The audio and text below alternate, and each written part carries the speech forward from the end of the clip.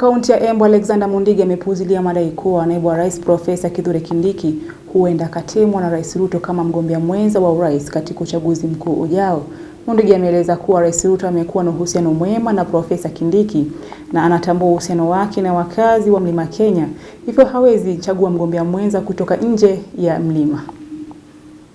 Hii ni ya wanafunzi. Hiyo ni mambo ya propaganda ya watu wanaongea kitu haifai.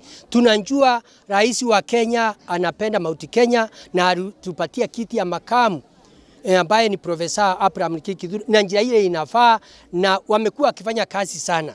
Na tunajua gazeti inaweza sema chochote na inaweza sema mambo mengi. Kwa hivyo watu wasiwe watu wa kupiganishwa na wale watu wataki mambo ya nchi ya Kenya iweze kuendelea vizuri. Hiyo ingine ningeomba watu wa Embu County, Mount Kenya tuweze kuungana pamoja, tuweze kushikana pamoja kwa sababu ya 2027.